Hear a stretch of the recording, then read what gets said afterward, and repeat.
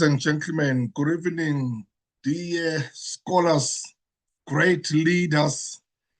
Thank you so much for joining us once again. Tonight we are discussing leadership as we always do every Wednesdays. We are meeting here as scholars or academics from different universities, as great leaders from public sectors, from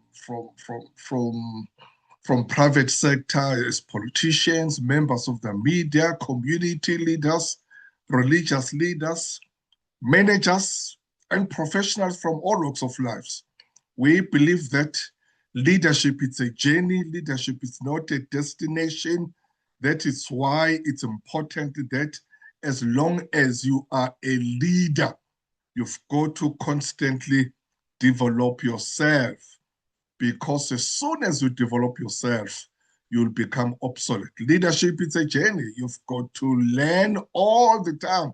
There's no time where you can say you have arrived, therefore now you don't learn anymore. That's what we've made us to create this platform or this community of leaders where we gather and we discuss leadership. We encourage each other as leaders, we inspire each other, we correct each other, we admonish each other as leaders, so that we can perfect our craft, so that we can become best leaders and world-class best leaders. That's what we are doing here.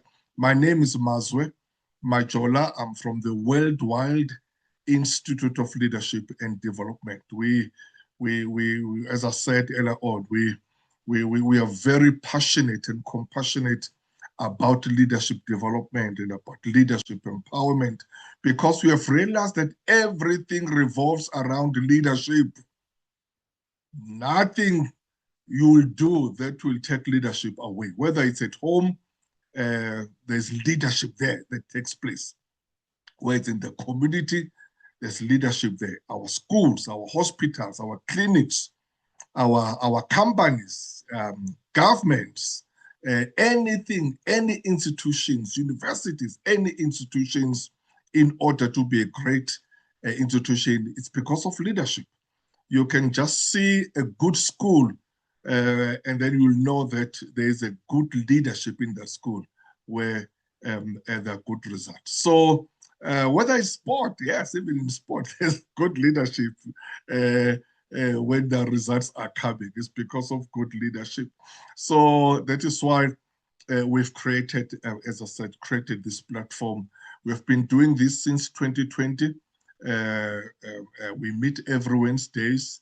As I'm saying that, we've been addressed and inspired by hundreds, or if thousands, actually, thousands of great leaders, not only in South Africa, but in the continent and all over the world, that have spoken or addressed us in this platform. We've covered probably almost all different leadership topics that you'll find, because, as I'm saying that, because we believe that if we can just fix leadership, maybe most of our problems will be minimized, if not completely eliminated. So thank you so much for joining us. May I welcome our members and our regulars, those men and women who join us almost every Wednesdays, or as often as they can, because obviously we know you are busy.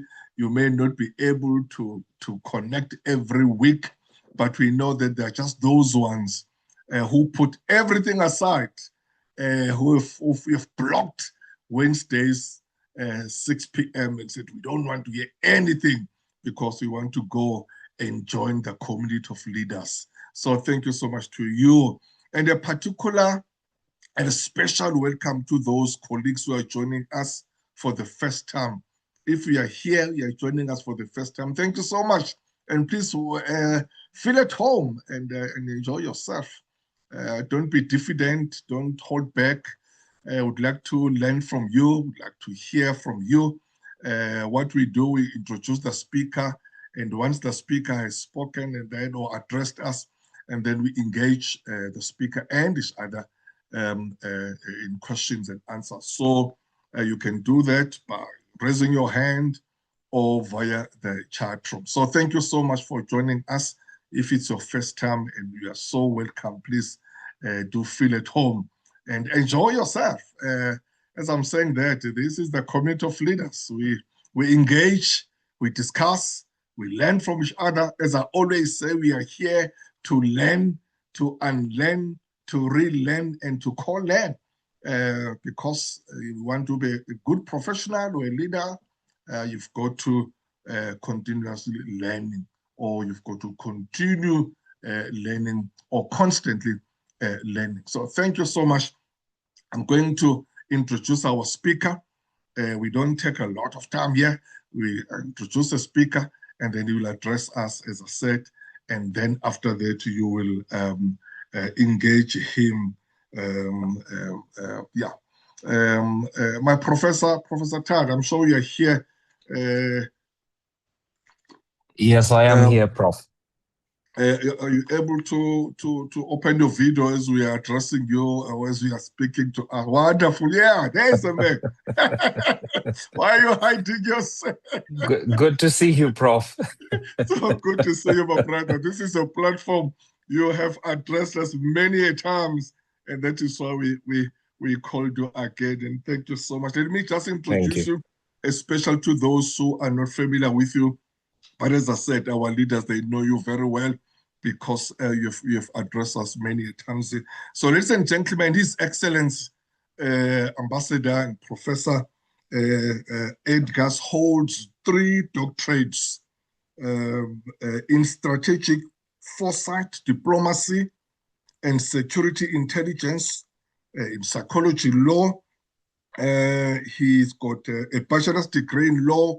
He's got a master's degree in law, and also a doctor of science of law, as well as presiding double masters in actual science, as well as presiding, or rather, yes, in mathematics and statistics and economics, and several professional certifications that cut across various disciplines.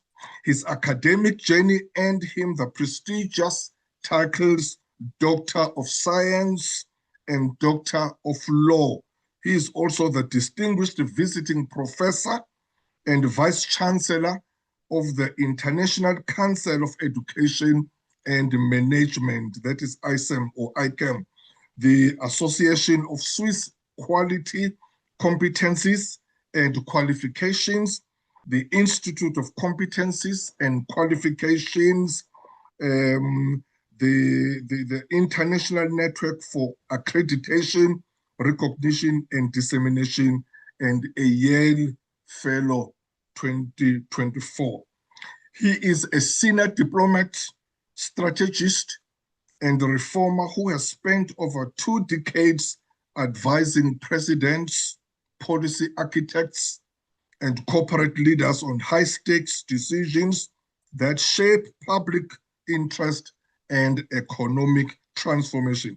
He is a multi-award-winning, well-known business authority, mentor, chess player, erudite, keynote speaker of note, diplomat, and a cutting-edge thinker with an outstanding record in planning, managing, and executing highly successful private and public sector initiatives in Africa, Europe, America, and Asia.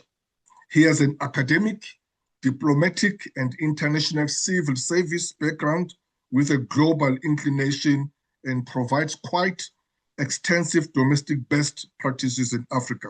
His work spans the African continent and beyond, from boardrooms in London, university walls in Ivy League halls, to policy chambers in the United Nations structures. His accolades and work experience are drawn from various public and private spaces in the USA, UK, Canada, France, Russia, and Africa. He is a senior diplomatic figure regularly engaged with institutions such as the African Union, United Nations, and G20, where he champions inclusive governance, DEI, architecture, and continental agency. He's renowned for his expertise in comparative law, in strategic advisory, and risk and governance. In reputation management, Professor Edgars has authored legal and strategy frameworks, benchmarking tools, and decision matrices that guide executive decision making across jurisdictions. His work in business rescue, cross border risk, and professional verification has shaped board level strategy in both public and private sectors. That is Professor, His Excellent Ambassador Tad Edgars, ladies and gentlemen. My brother, thank you so much, my professor. I know between you and I know how busy you are. All over the world, they want to, and I'm so humbled that really you've availed yourself tonight. And I really, I'm saying this from the bottom of my heart because I'm so humbled at your humility. This is not the first time you are addressing this platform. We love you here, and we always learn a lot from you. That's why we said, please come back again and encourage us and inspire us and empower us as you always do. So thank you so much, my brother. Thank you so much, my professor. You can address us now. Tonight we are speaking about leadership or misleadership, or I call it or pseudo leadership. It's leadership or pseudo leadership or misleadership. And indeed, the difference matters. Over to you, my professor. Thank you so much. Thank you. Thank you very much, Prof, for that elaborate introduction. I believe the only introduction I need is that I'm a son of the soil. And as we would say it in KZN, I'm a storyteller, right? So in terms of leadership, if you'll allow me time, I probably would like to start with what we call the Trojan horse of leadership. In the chapters of ancient warfare, few stories are as instructive as that of Troy, a city fortified by walls, pride, and the illusion of invincibility. After years of a siege, the Greeks, unable to penetrate Troy's defenses, resorted not to brute force, but to strategic deception. They built a magnificent wooden horse, left it at the gates, and sailed away. The Trojans, interpreting the gesture as surrender, pulled the horse into their city, celebrating what they believed was victory. But inside the horse were soldiers, and inside the city there was complacency. That night Troy fell, not because its walls were weak, but because its leadership was misled by spectacle over scrutiny. When history is written by those who dare not lead, it is remembered with reverence. But when history is written by those who mislead, it is remembered with regret. Africa today stands at a crossroads, not of resources, but of resolve, not of potential, but of principled leadership. So we are gathered here not to lament about it, but to interrogate, not to accuse, but to awaken the moral alignment of leaders. So this is not merely a tale of ancient warfare. It is a parable for all of us who sit in boardrooms, who sit in university halls, who sit in offices, even as easy as a security guard. How often do we welcome ideas that glitter but do not ground? How often do we celebrate metrics that mask mediocrity? How often do we mistake charisma for competence? So the Trojan horse reminds us that misleadership often arrives dressed as innovation, and that the cost of uncritical celebration is institutional collapse. As CEOs, as directors, as leaders, we must ask, are we building fortresses of foresight, or are we inviting wooden horses into our strategies? So let us not interrogate the anatomy of leadership. Tonight, I want us to dissect the pathology of misleadership. And let us ask, with courage, with clarity, are we leading with vigilance or with vanity? In the year 1519, I'm reminded of the legend of Cortez and the burning ships. Cortez landed on the coast of present-day Mexico, with a small force to begin his conquest of the Aztec Empire. So to eliminate any possibility of retreat and to force his men to commit fully to the mission, Cortez ordered his ships to be scuttled or burned. Proverbially, I think tonight we're in a similar situation. There's no turning back. We must advance. So, what is leadership? You would ask me. Leadership is not a title, it's a temperament. It's not a position, it is a proposition. True leadership is the ability to inspire, to serve, and to sacrifice. It is the moral compass that guides nations through storms. It is the strategic foresight that sees beyond the horizon. Kwame Nkrumah led not with riches, but with vision. Julius Kabarage Nyerere governed not with fear, but with philosophy. Nelson Mandela forgave not because he forgot, but because he understood the architecture of peace. Leadership is moral clarity. It is institutional courage. It is the audacity to dream and the humility to serve. But all this begins with leadership of a certain context. So tonight, I start with the leadership of self, the unseen foundation.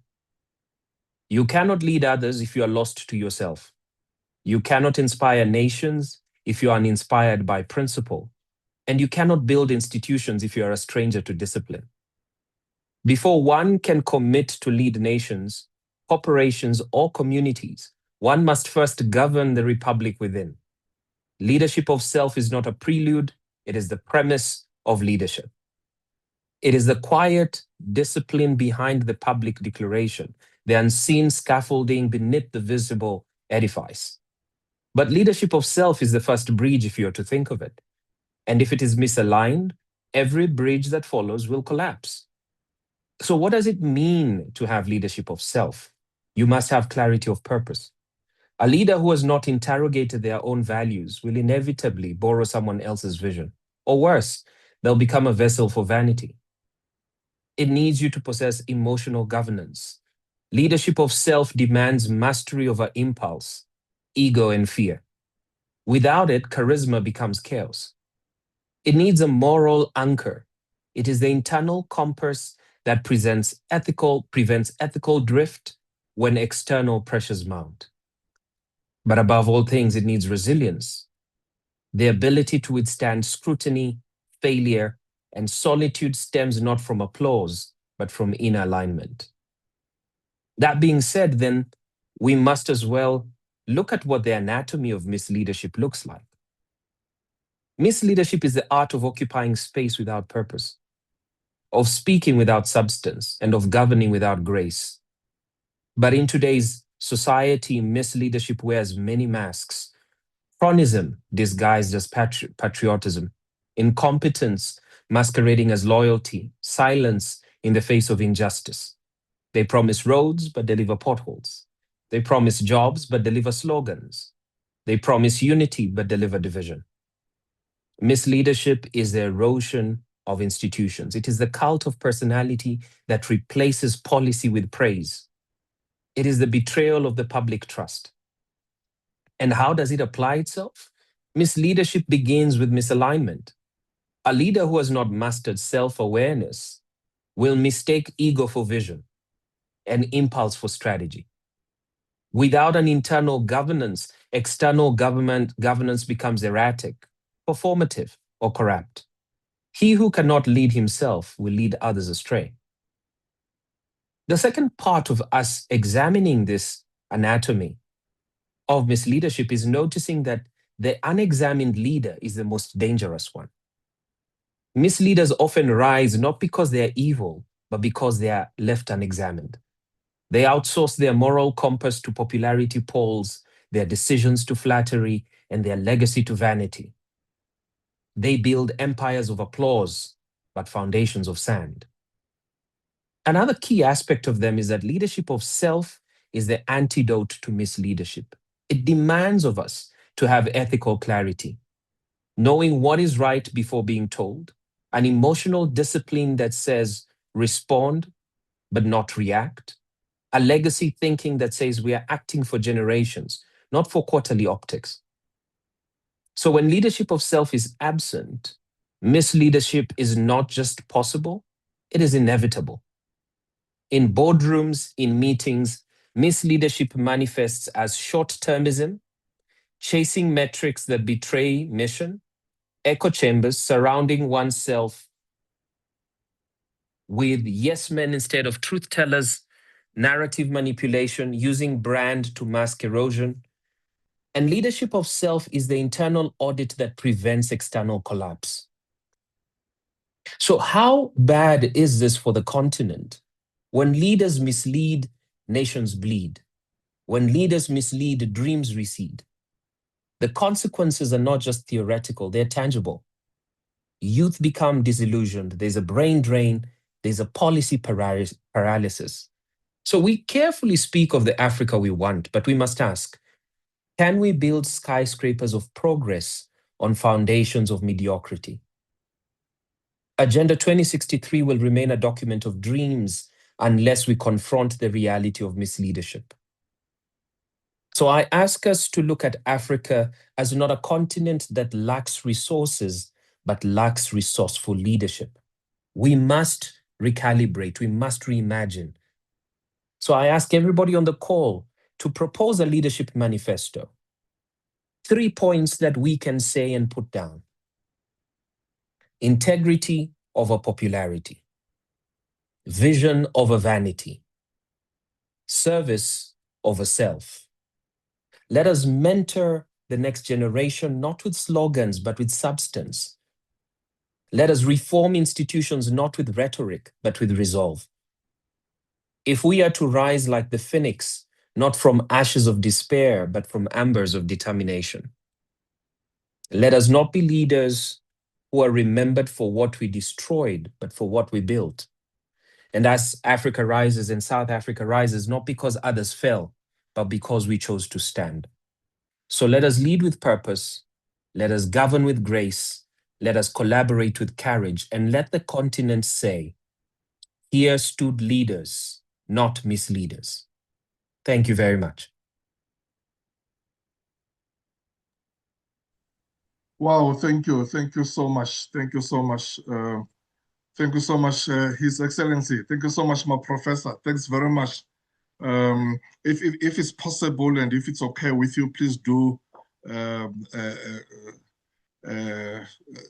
yeah, just give us your video there if you could stay with your video on if it's possible, my brother. Would like to see you as you're addressing us and as you're speaking to us. Thank you so much. Powerful nugget there, ladies and gentlemen. When Professor speaking about the leadership of self, I always say and I always argue that the most difficult person you'll ever lead is yourself. If you're unable to lead yourself, you find it very difficult to lead other people. That is why in 2017, I wrote and published this book, The Power of Leadership, Principles, Strategies, and Guidelines, because leadership starts with first. Thank you so much, my brother. Leadership and Miss Leadership there. An unexamined leader is the most dangerous one. It reminds me a quotation from one of the greatest philosophers, Socrates, when he said, an unexamined life is not worth living. You've got to, that's why we said, we're a leader, we created this platform so that you've got to examine yourself almost all the time. Are you still leading? Are you still on the pathway? Are you still doing right? It's very easy to slip in leadership. It's very easy to think that you are still on the right path or on the right direction, and you may find yourself on the very wrong direction. Ladies and gentlemen, now it's a time to engage our speaker. You can do that by raising your hand. As I said, anyone, even if it's your first time, you're okay. You can, there's a hand button there that you can, or a hand icon that you can click there so that you can, then you can engage our speaker. My professor, one of the countries in Africa, Cameroon, they just had elections, and I just saw that the opposition party is declaring himself won. Obviously, it's not yet official, but we find there a leader who is actually the longest serving and the oldest president in the whole world, not only in the African continent. And that is what is called Paul Bauer. Yes, Paul Yeah, Bauer. Paul Paul Biya. Biya. Paul Paul Biya. Biya, yes, Paul right. Biya, who is 92 years old, but he still went to another term. What's wrong about this intoxication of power when it comes to our leaders? How can we try to guard against as leaders? Because that's one of the danger of, or one of the dangers of leadership, that as leaders we've got to make sure that we try to guard against. Paul Biya, 92 years old, wants to serve again another term. Any thoughts there? What is happening in Africa? What happened? What exactly happened in in Africa, in our continent? You're asking a very important questions, Prof, and perhaps allow me to reflect to conversations that happened in Tanganyika during the liberation, where you had all the political parties involved, and you'd see Frelimo, ZANU-PF, KANU, all the parties, ANC, all of them that were in Tanganyika were led by older gentlemen. At the time, they were younger. The concern comes in with Paul Biya's government, given that everybody who surrounds him is of the same age. Paul Biya's, Chief Justice is 84. The leader of government business is 86. You wonder, where are the youth? But the precedents they have set in Cameroon is that they are not going to leave, they will die on the seat. And this is not new to us in Africa, because when you look across the African tapestry, it's the similar thing you can see in Uganda now, where leaders change the constitution in favor of their age so that they can extend it even further. And this now gives a rise to what is happening in the Central Afrique countries. People like Traore, who then decide, we are going to take up arms and remove you from government. A positive thing for the youth. But for those of us who have seen many governments happen, are asking, will this be a different tone to democracy? Should every African country pick arms to remove the concept of ageism? It is not just in government, it is in boards that you find a very, pervading dynamic of older people who have decided they're not going to leave that board unless they die there. Today, we lost one of the sons of Africa, the Right Honorable Raila Odinga.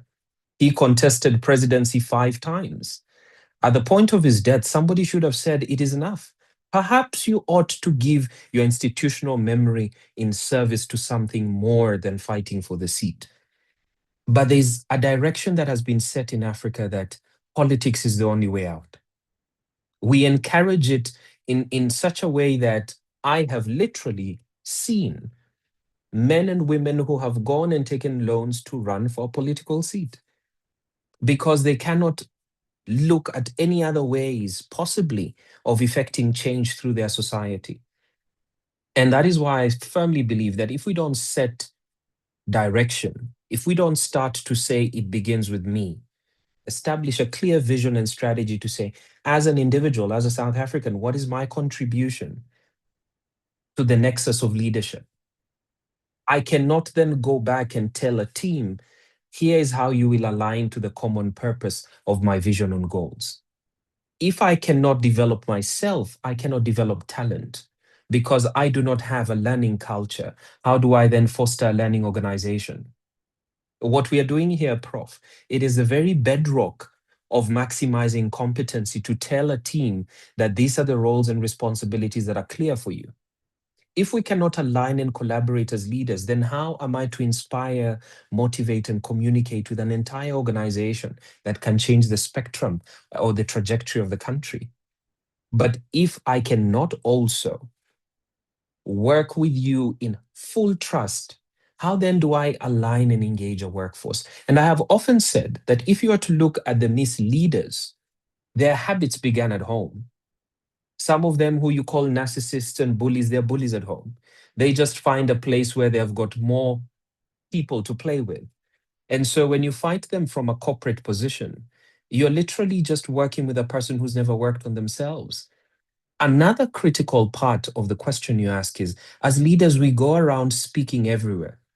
Perhaps it ought to be a new trajectory to say, can leaders go on a listening tour? We listen and we don't speak. Why? Because we need to take in some of the conversations that are happening without our influence. And I fear that with Cameroon, they have left them to their devices, Prof.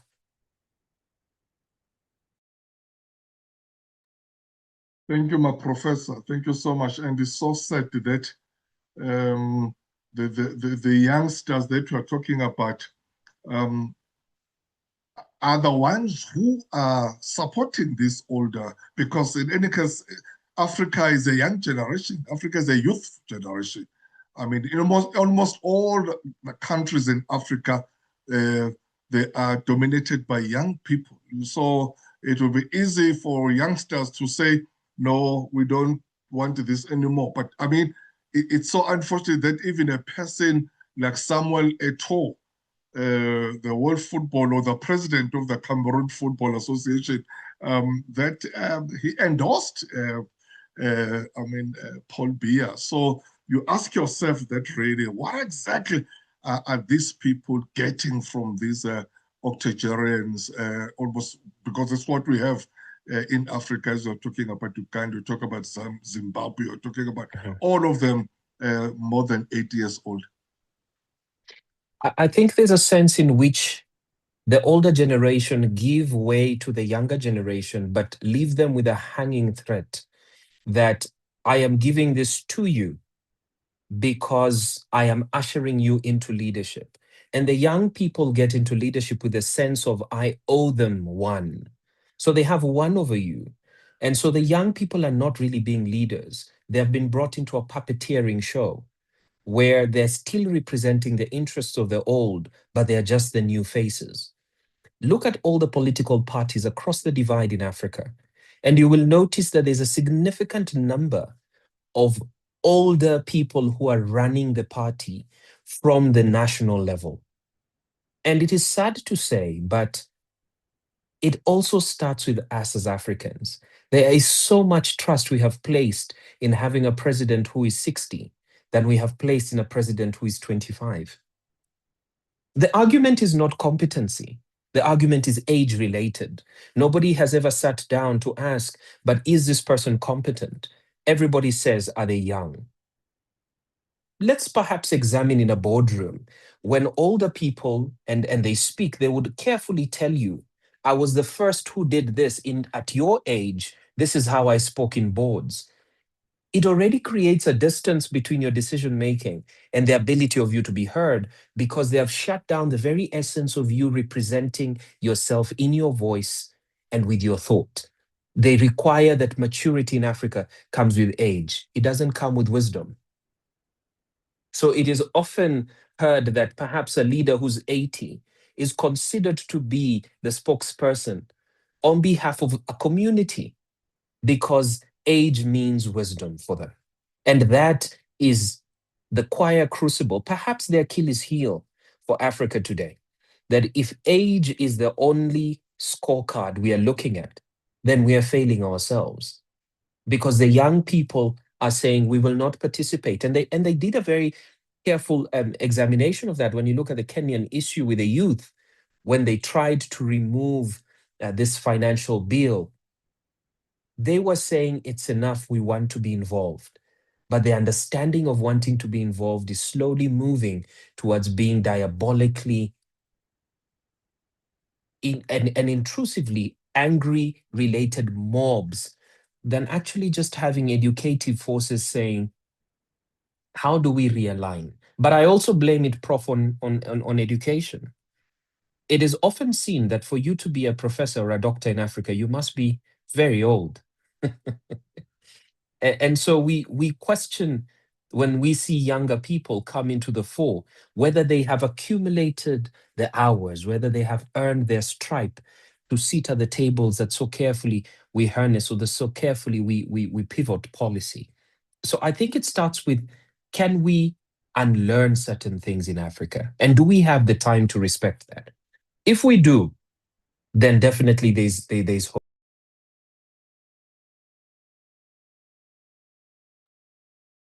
Absolutely. Thank you. Thank you. Thank you, my professor. Thank you so much. I see in the chat room there, is it Motisameng Manta is saying, I think we are unfair to young people. When are old people going to take the responsibility, whatever that is? I don't know if I'm reading it correctly. Yeah. When are old people going to take the responsibility, whatever that is? Yeah. Any thought there? It's a very dicey question to ask, because unless we want to go the China way, where we eliminate corruption by way of hanging or death, then we are asking a very, very difficult question. Why? We bring young people into government and we do not give them the tools. Often, young people, and I talk about this even with the concerns around diversity and inclusion, we bring women into boards, we bring women into leadership, but we do not give them the tools. Why? Because there's this class of men who own the narrative that says, if we don't make a decision, no decision is taken. And for as long as we have left decisions to a powerful network of 2 or 3 or 4 or 10, we then do not have the area for participation. We have the areas of control. And this is happening in boards, it's happening in listed organizations, it is happening in government, it is happening in businesses, where we have more control than we have participation. And so you cannot inspire, you cannot motivate young people. You cannot coach and foster accountability in young people. You cannot make good decisions while managing risk. We become a very reactive organization until these 3 wise men decide to move with the organization. And I fear that that is perhaps the precedence that we have set. That if something comes from this 4 or from these 3 wise men, then it will become gospel truth and choir crucible of the organization. We need to learn. And like I said, I am convinced that leaders need to go on a listening tour. We need to walk around and hear what the future of the world looks like from young people, and give them the opportunity to then participate, equally understanding that they're capable of taking their own risk, rather than us always safeguarding and gatekeeping these positions. That's my take, Prof. Hello. Thank you so much. Angibona ukubona musu. Angibona nokubona ukhona.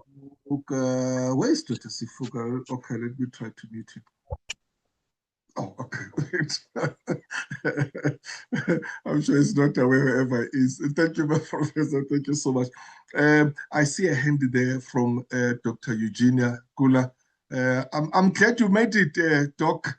I saw I saw you said, I really want to make it. I hope I'll be able, but I'm happy that you are here. Over to you, Doc.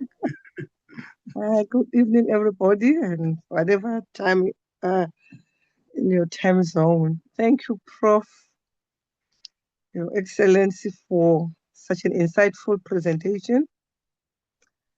But I'm sitting here with a lot of questions in my mind. I'm a very pragmatic person. I'm thinking, okay, it's important to go to a listening tour. After listening, and we're supposed to be doing. So don't we have a strategy of what to do? Or do we listen to do a situational analysis, then come with strategies?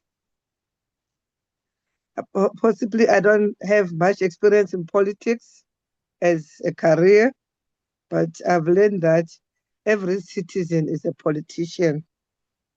There's a book I can refer you to, and the principle behind that statement. The other book and a principle that I believe in, maybe it says 7 fundamental questions by Abu Bakr. It asks a question like, who are you? Where are you? Who am I? Where am I? Where do I want to go? How will I go there? And all that. And then the last question is, what will I be remembered for? Yeah.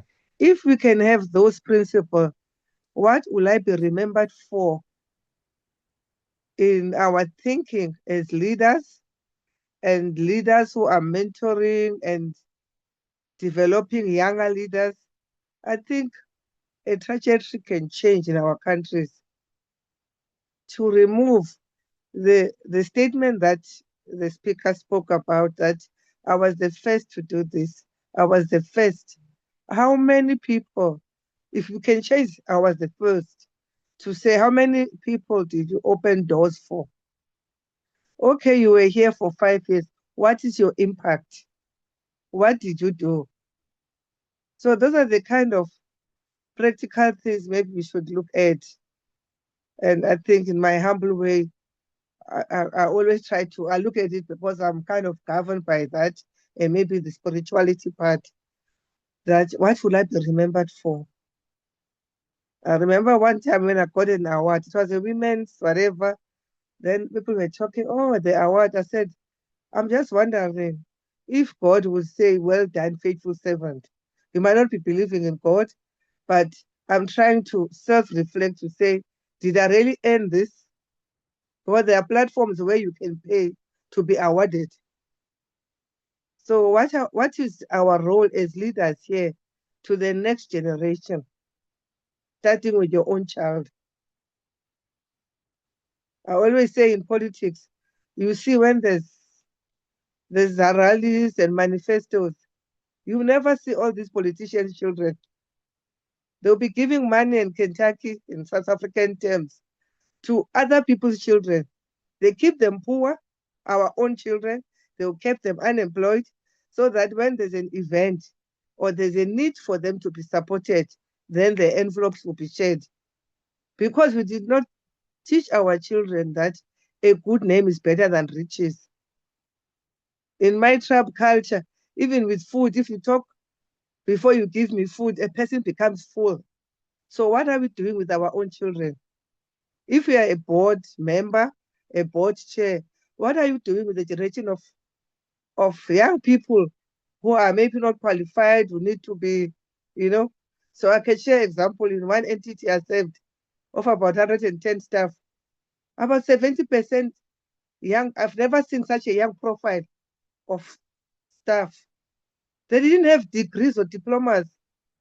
I forced them to say, everybody in the 3 years I'm here, you'll be having a qualification. That's a little impact a person can do. Even requesting for additional million to put it for further studies. So to me, it's nice to talk. I'm a pragmatic person, so I can cite various pragmatic things I've done, but let's rather say, how do we empower leaders to be pragmatic? How do we hold them accountable to be pragmatic? We'll leave the other issues of corruption, because some people, you had to leave some roles because of corruption, but it's more being pragmatic. Think of the next generation. Are we able to be generational leaders? I guess, Prof, the host, you can maybe think of such topics for the future. But excellent presentation. I was trying to take notes in between listening. Thank you so much, Prof, and thank you so much, the host, for that. But that's my take, that let's be pragmatic. You can argue how Traore got to power, but we see the results. We see how he's teaching patriotism. So do we want someone who's coming from a liberation of 100 years, who is 80 or 70, and then using that to threaten everybody else? Or someone who come and deliver results? Those are the difficult questions we should ask ourselves as Africans. Thank you very much. Thank you. Thank you. Thank you very much, Dr. Kula. Thanks a lot. Yeah, absolutely. We appreciate your thoughts there, and that we'll take them very seriously. I think when Professor Edgars was talking about someone in the boardroom saying, I was the first one to do this or to achieve this or to occupy that position, if I'm not mistaken, my professor, you will elucidate the. I think it was within the context that the old people, but they must remember that there was a time when they were young, and there was a time when they were the first. So they must give others a chance. That give them when they fail, when they sleep, but remember what happened to you when you did this the first time, because we can't remove that. I mean, really, if you were the first, there was a first time, or you were the first one in this company to do this and this and this. I mean, that's a fact. You can't remove that. I mean, absolutely. But what I agree with Dr. Kula that the importance that what do you do then to empower others and to assist others, but not just to sit there and just to say I was the first one to occupy that position in this company. Leadership is multiplication. How many people have we empowered and how many people have we assisted? Professor, I don't know if you would like me to take Dr. Sifuko and then you can respond to them, both of them, or you Yes, think you please. want to respond? No, please go ahead. Please go ahead, Prof. Thanks, my professor. My brother, Dr. Sifuko, over to you, sir.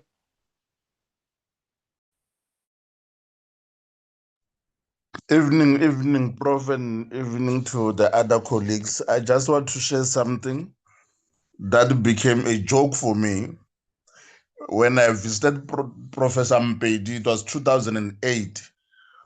I just looked inside the UJ calendar and then I wanted a lawyer to represent the department I was working. Then I went to him. He had a very small office. You know, it might be smaller 300 times than the one he's having now. When I went there, oh, he's of my same age. When I was there, I said, I'm asking where is Professor Mpedi, but there is no other door. You know, it's him there, but because he was young like me, I never felt he's suitable. And then he told me, you are not the first person. You know, many people come and look for Professor Mpedi while I'm sitting here. Instead of asking Coco, who are visiting Professor Mpedi, they are looking for him from me. So I think, you know, even we at universities, you know, we were caught up in that complex of, I want to see my grandfather who is a professor, not a person of my same age.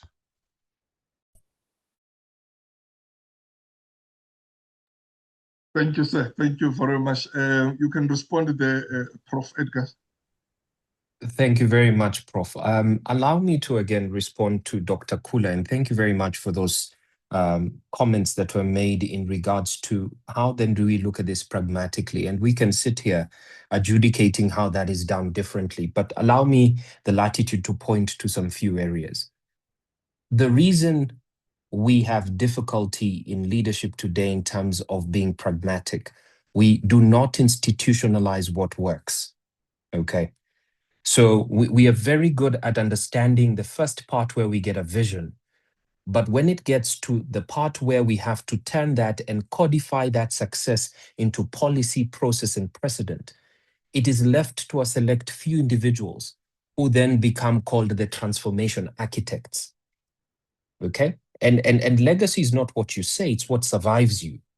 So if we were to benchmark on organizations that are there today and then question, how did this apply? So the rules around vision to execution, let's look at an idealist. An idealist would say we must transform the continent. A pragmatist will say, let's start with 3 pilot regions, benchmark outcomes and scale what works. So pragmatic leadership breaks down grand ambition, and we get that. But we live in a sequence where data over dogma, perhaps, and we are also questioning how do we balance stakeholders without losing soul? How do we know when to push, when to pivot, and when to pause without ever surrendering the core mission? We are at a juncture where we are saying, even if you look at Traore has come and he has found factories that were being run by the French. And though he has told the French to get out, he has said, well, this looked like it was working. Bring people, this will continue to work. We must look at that and say, how do we form this so that it creates process and precedent? We do not need to rubbish away everything. when it comes to leadership, because we have noticed that there's a vacuum, even in politics. When one minister leaves, there's a vacuum. The next minister dilutes what the first one did. So we are constantly on a reset button in leadership. And so for me, where I stand and what I've seen happen across different governments today is that leaders who do not have the knack to deliver, they leave the position. This has happened with the various prime ministers in the United Kingdom who have said, I don't think I can manage this, let me leave. In Africa, there is a silent argument that the only way out of a chair is through death. And for as long as we are competing with that as a personal interest of leadership, be it in the boardroom, be it in the university halls, be it in council, be it in businesses, then it comes to a point where the Traore mechanism might be the only way, where people have to push for a leader to exit because the leader is the one who's diluting the purpose of the organization. We can no longer ignore that holding leaders to a governance mechanism, they have learned their ways around vice and virtue. They know how to configure the listing requirements. They know how to go around the law. We can have commissions on commissions and leaders will sit there and still go back home. But for as long as we do not implore what universal suffrage would mean, that the power belongs to the people, and by virtue of that, then the people ought to really look and stop the understanding of we only pick the only option. We need to get better options. There is a sense in which when we go into leadership, you say between the three leaders, that's the better one to go with. You know, that's the only option we have. Not the best options. We are left with only options in politics. We're left with only options in governments. We are left with only options in corporate and in businesses. Where are the best options? They are probably serving as first-tier managers, second-tier managers. They are serving as younger people. And if we do not start a talent gold mine to figure out who's the best for the country or for the company, then we are losing out on good talent. And later on, you hear them celebrated in America and in Europe without ever having given a chance for us to have discovered this diamond in the rough within our own borders. That's my take, Prof. Perfect. Thank you. Thank you. Thank you, my professor. I see there in the chat room, Adedemola, powerful insights. Dr. Sifuko, true, a lot of young eligible professors. And then Zimeles, on the subject of misleadership, how do we handle difficult conversations with those that are convinced that they are great leaders while they are misleading the group? That's one question there, Prof. Dr. Linda Peter. Powerful and insightful presentation, Prof. Thank you. And then Dr. Kula. Yes, I got this. Still laboring the point there of the first statement, and then Brigadier General Khadebe. A very informative presentation by His Excellency Prof. Edgars. Prof. Edgars, you've mentioned the leadership of the serf as the unseen foundation wherein when there is misalignment, almost everything else becomes misaligned. Can we construe the 3 points you mentioned, which includes vision over vanity as pillars around which to build and or strengthen the foundational aspects of leadership? 2 questions there, my professor. Can you take them? Thank you very much, Prof. I most certainly will. So the first thing we have to understand, and I said that the most dangerous leader is the unexamined leader. There are difficult conversations to have, but we must have them. It is like an errant child who you have to discipline, and consistently you're reminded of the fact that it is tough. But if you don't do it now, somebody will do it for you later. I believe consistently that this echo chamber of leaders who want to hear their praises echoed in walls with their sycophants, without the naysayers. They don't want to hear the no. They don't want to hear the perspectives. They don't want to read the data. It must get to a point where somebody draws the line and says, If you don't do this, then I will do this. And consequently, leadership must get to a point where they do not believe that they can move unchecked. We are here because there's so much that you have to understand in terms of being the critic, that if I come into office, I am opening myself up for public scrutiny. This understanding that leaders want privacy is not in any way supposed to be construed as true, because we are not serving ourselves. We are here for the collective.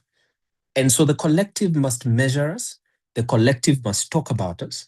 The collective must come up to us and say, I did not like that.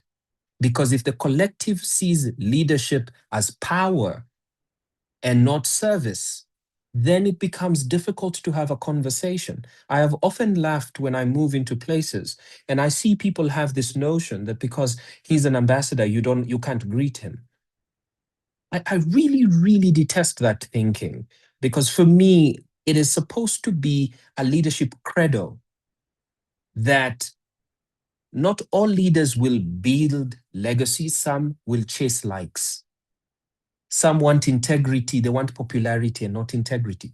Some want vanity and not vision. Some want self and not service. But for you to stick and say, this is the pragmatic leadership compass that this organization is going to adopt, that from today, leaders will be allowed to walk in places where there's zero tolerance for conversations such as this. Because the more we leave it unchecked, it becomes an unconscious bias. We leave it unchecked, it becomes culture. We leave it unchecked, it becomes the collapse of an organization. And so I continuously keep saying that leadership must present themselves to be seen to the people and to be questioned and to be spoken to, because that's the only true essence of leadership, is in us. Iron sharpens iron. And if not so, then why are we in leadership? We must leave for others to lead. That's the first take. In the second take, we talk around the 3 points that we have put down. And we had mentioned that if we are to propose a leadership manifesto today, let us talk about integrity over popularity and integrity of self. Let us not toy around with the understanding of what integrity is. This idea that I did and I did not do, but I can come and serve, is not going to hold anymore. There must be a very fine line of what leadership demands and what people want out of that leadership. The second should be our vision. It cannot be compromised for vanity. Leaders who want to be on the cover stories and all of that. We must refrain from leadership that only is caused by the uproar of applause. And then leadership of service. Wherever it is, whoever it is, we must not try to create a dividend, because all we are doing is we are going to continue creating this intersectionality of people in the rural areas do not get to see this leader, but people in the urban areas see this leader. We must open this curtain. Let's open it up completely and say, if you're a leader, these are the expectations of your leadership. So that there's a scorecard that we can look back on and say, well, look, he has fallen short of the 10. Why do we still have to entertain this? And that begins the first level of questioning leadership, when they can see another leader go through it. When they can say, look at what the public did. Today, whether we like it or not, the youth of Kenya rewrote history. A few died along the way. But the president rescinded the bill and said, let us discuss. And he took a tour across the entire country. We must get to a point where we can tell leadership, this is enough and this is where we draw a line. Can we engage, and can we not engage on all these soapbox and check boxes and lists and whatever, but can we engage on pragmatic steps that you can move us from despair to a point of actual sustainable development and sustainable steps? That's my take. Thank you, Prof. Perfect. Thank you. Thank you, my professor. I'm very happy that you mentioned the Leadership Manifesto, because a few years ago, I actually developed a Leadership Manifesto. I do have, maybe one day I'll share it with the community of leaders here. But wherever I speak, just before I close, and I'll always flag it there and show them and make people stand up and take affirmation and say, let us just affirm on this leadership manifesto. In other areas, obviously, they will criticize me and say, you remind us a church where we have to stand up and say some affirmation, but definitely it's a very good thing. And I like what you are saying, my professor. Maybe it would be a nice thing just to suggest those three top areas. If we can ask people who are here, if we were to develop a leadership manifesto, what would you like to include, or what do you think is most important thing? But it's a very, very important one. Thank you. I see in the chat room there, who is there now? Dr. Tandewekam. It seems like most people who are writing today, they're not talking. Dr. Tande, would you like to express yourself there, my sister, or you want me to read your topic, or rather read your question here? Go ahead, Doc. Thank you. Good evening. I Prof Ngenzani manje, because I was okay with just writing.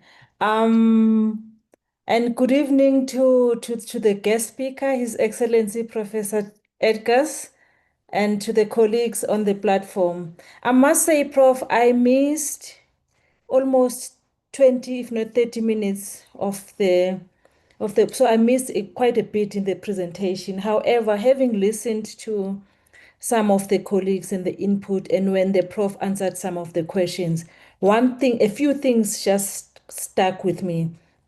He spoke about finding diamonds in the rough. And for me, that was really profound, because it speaks to the capacity and the ability for us as leaders to identify those diamonds and work with them. And now my worry is, and my concern is, in the reality of today, in the South Africa, particularly the South Africa that we live in, the rough is all over, and it's all we ever get to see. We've even normalized that. So for me, the question to Prof is, in a country that has normalized corruption, the mafia mentality, the misleading, and the debt that we see all over, that unfortunately even our younger generation have sort of perceived that as the normal status quo. We have normalized it. So how do we really cultivate and find those diamonds in the rough and grow those diamonds? That's the first question. The second one is more a comment than a question. When the prof said something like working with a person who has never worked with themselves. Wow, I found that quite profound. I don't know whether it also speaks to the psychology, or it speaks to just the humanity, to say, look, and the complications of trying to do right with people that has never even reflected on the rightness in their lives. No, they've never gone that far with that self-introspection, with that self-diagnosis, with that self-talk, to say, who am I? What am I about? Again, what legacy do I want to leave one day when I leave this earth? And one of the speakers spoke about asking ourselves, what impact, who am I impacting, and how am I impacting them? How does that speak to the legacy that I will leave one day? So for me, that was something that really resonated with me. And I even made a note of it, to say, difficulty of working with a person who has never worked with themselves. But to just comment on the first one that I asked the question of. Thank you so much, Prof. Thank you, Dr. Gama. Thank you so much. Any thoughts there, Prof? Thank you very much, Prof. Thank you, Dr. Tandiwe. Allow me to again, thank you for bringing up the last comment. I often tell leaders that before you come into leadership, understand your demons. Deal with your demons. The organization, the country is not a place for you to display the demons that you did not deal with at home. And if we do not get to a point where we have questioned leaders to know what demons are you dealing with, we often now, and it has become a very huge conversation around mental wellness because so many leaders are using employees, are using the collective, are using communities as their playground for their demons. Why? Because they didn't deal with them. So as much as you are to look at a leader, and that is why I said it begins with self. What am I dealing with before I can come deal with that of others? Because when you bring in staff, they're like children to your organization.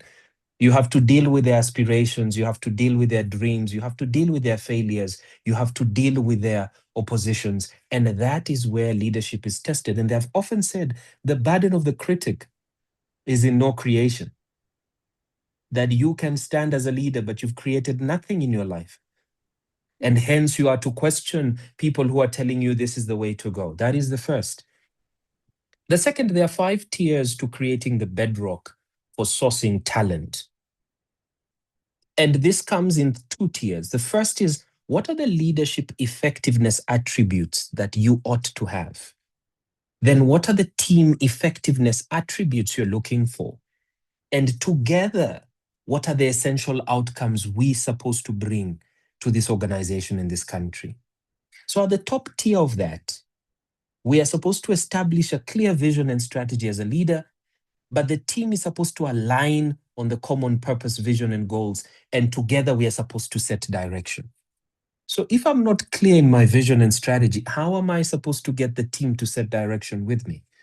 It becomes difficult. The second tier is you are to develop talent, you are to foster a learning organization. The team is to bring the team talent. Their roles and responsibilities are clear. Together, we maximize competence. We are working with people who are very understanding of where we are going. They understand what we need to learn, and knowledge creates a huge, huge and robust area for us to push a sustainable organization. The third tier is to align and engage the workforce, to inspire, to motivate, to communicate, to coach and to foster accountability, to build and to sustain trust. But on the flip side of it, when it comes to teams, is to have a positive atmosphere of mutual trust and respect. Some leaders are respected because of fear, not out of mutuality. And that creates an engaged team. As you go lower, we are to make good decisions and to manage risk. They are to carry the burden of decision making and conflict resolution as effective, and together we can cope with risk. But at the bottom of it all, the leaders are to achieve sustainable results, and the team are committed to the success of the team. Together, we can achieve sustainable results. So that 5-tier is the bedrock of getting to bring in the RAF, because when they come into organizations, they find leaders who, I have often said, there are countries, organizations, and universities that are unprepared for the people they're looking for. When these people come into those organizations, we are not prepared for that kind of thinking. We are not prepared for that kind of logic. We are not prepared for that kind of feedback. And so because we are not prepared, the organization spits them out faster than accepts them. And we need to rethink what the future of work, the future of leadership looks like, because it is not cemented around the very things that we thought they were. And that is my take. Thank you, Prof. Perfect. Thank you. Thank you. Thank you very much there, my professor. Thank you. So let's just check there. My brother there, Reverend Bonoi, that also came late. Would you like to express yourself there, Mongameli? You know that I always want to do this, like Dr. Gama, to be just if you are able, my brother, those we can read your message. Over to you, Ref Mongameli. Thank you. Prof, thank you so much. Like I said in my comment, I came in quite late myself, but I just want to say thank you to the honorable Professor Edgars This is the stuff that we really need. This is the stuff that we have to hear all the time. Leaders and those who are aspiring to, to take responsibility of leadership. These are the conversation we should be part of. So we are challenged and, and taken it to a very different level altogether. This whole thing of having leaders who do not even understand themselves, who have not dealt with their demons, as the professor would say, and get into the responsibility of leadership. And because they cannot deal with themselves, and they mess up the whole constituency of those that are entrusted into their care. So this is really life changing. I'm glad I'm part of this of this space in this platform. I'm glad that I've been inspired almost all of the time, as someone who sits also into a responsibility of leading a congregation in the space of the church. These are the tools that we need all the time, and the reminders we need all the time, the niblets we need all the time to be able to, to shift the paradigm, especially in the space of leadership. Thank you, Professor Majola, for creating this masterclass, and thank you for bringing such high-level speakers that are inspiring to all of us. And thank you so much, Prof. Thank you so much, my brother. Thank you so much, Mongameli, Reverend Bonoi. Thank you, sir. Professor Edgars, you will respond to Rev Bonoi, but I would like you just to give even maybe 3 tips or areas. I mean, just before you close, to these men and women who are in this community of leaders or in this master class, because it's easy to think that we are still on the right track, we are still leading. I want to find that we are misleading, we are no more leading, especially probably those who came late. We may not start from scratch and redo the whole of a presentation, but just 3 areas in your closing remarks that you think people must really guard against here to show that, look, leadership, it's a very, very sensitive issue. May think that you are still on the right track, but you are already misleading. And then you can also respond to Reverend Bonoi. And then after that, you'll give us your closing shot. But let me just check. There are some messages down the chat so that you can respond to all of them. My brother there, Victor Songena, thank you. His Excellency Prof. Dr. Edgars, for this very informative and educational presentation, a very interesting concept of misleadership. Thank you, Prof. Majora, for always bringing the best. Thank you. And then Zakensele, this power hunger of old age group is real in Africa, and it's got a bad impact in private sector. So true. If you can just respond to all these comments and questions there, my professor, and also give us your closing remarks, and then after that we close the session. Over to you, sir. Thank you very much, Prof. Allow me to begin with Reverend Bonoi. Thank you for your comments, and I liken it to Matthew chapter 20, verse 26 to 28, where it often says, whoever wants to become great among you must be your servant, just as the Son of Man did not come to be served, but to serve. It is often in society that service is not a determinant of leadership, it is popularity. And we lose that mark because we start seeking people who have never been in the service of others, and we start to question them and hold them to legalities that we have created. Service is not something you can compound to policy. Service is something that naturally, inherently, you know that you're working for the collective. And so I thank you for actually understanding that If we don't take on servant leadership, if we do not understand and we have sound teaching and a moral compass, people who are self-controlled, people who are hospitable, able to be taught, because if you can teach, then you cannot teach others. If I can sit and listen and take in from others, then how often am I going to give to others an opportunity to do the same? And so it brings us back to, we must reject vanity for virtue.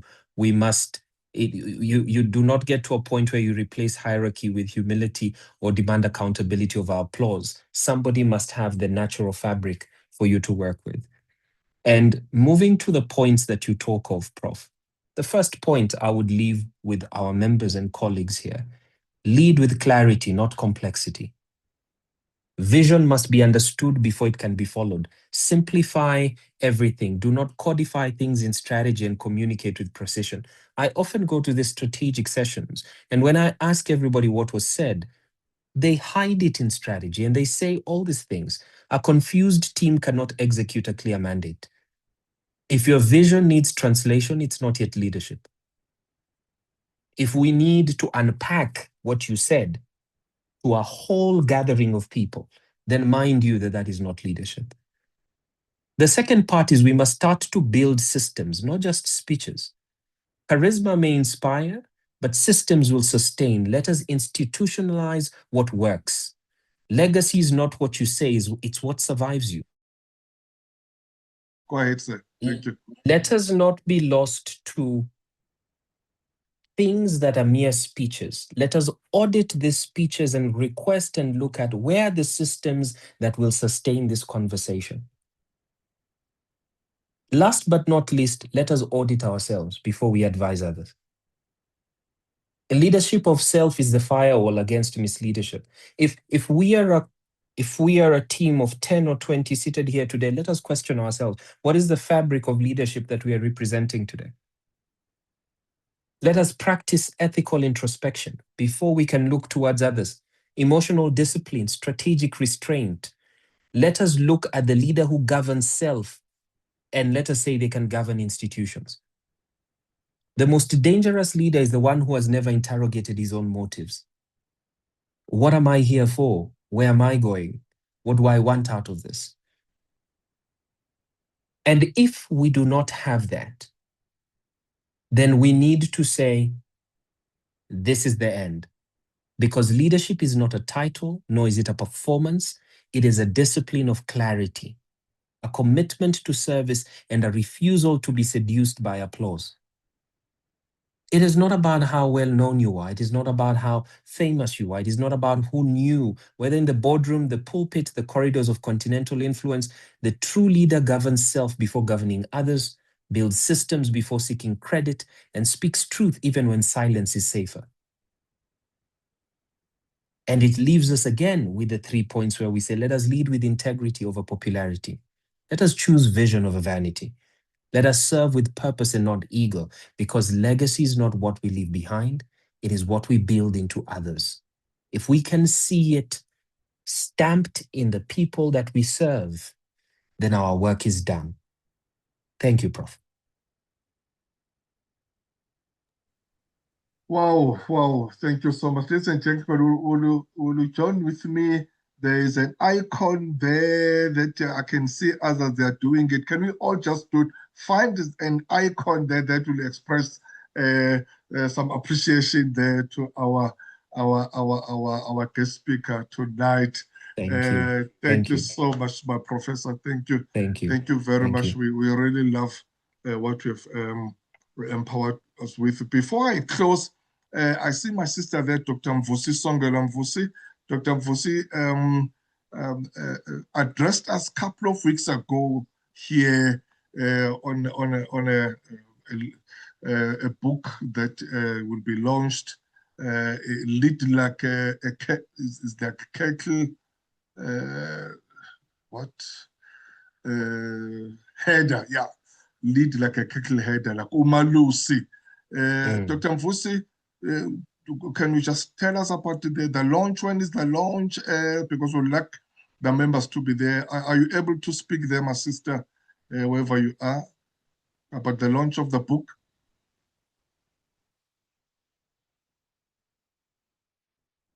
Dr. Mvusi Songelwa. Thank you Yes. very much. Thank you very much, Prof, and good evening to the colleagues. I really appreciate this time. Yes, the launch is at Melrose Arc in Johannesburg on the 13th of November. The book is called Lead Like a Cattle Header. I would appreciate your support, my leaders. Thank you very much, Prof.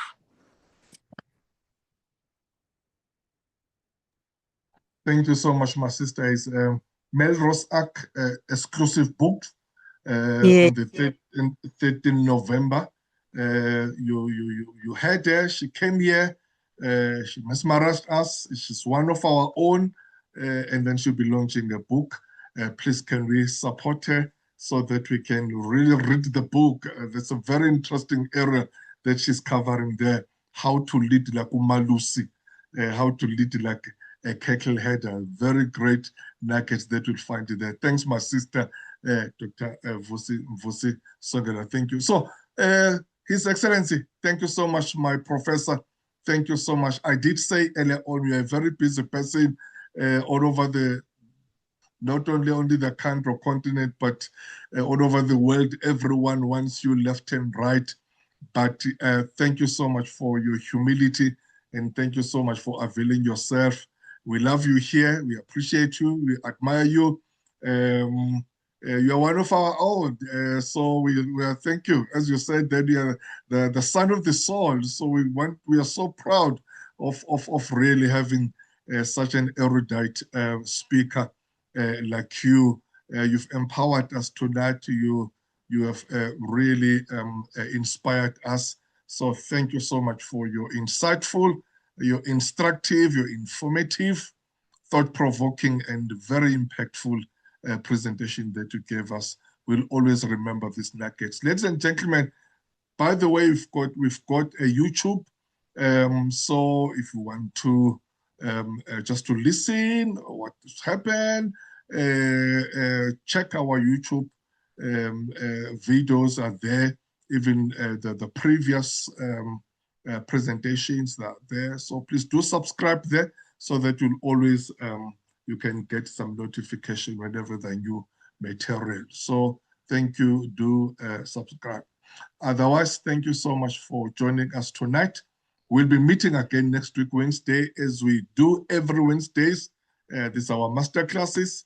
We believe that as leaders, we've got to empower each other and just inspire each other, as we've been so inspired tonight. And as we do this every week. So let us meet again next week, Wednesday. Those who joined us for the first time, please do come again. Same details, same login details, same place, same everything. Thank you so much. The session is adjourned now. May God bless you, and may God bless our continent, Africa. Kosi Sigelele Africa. Thank you so much. Goodbye.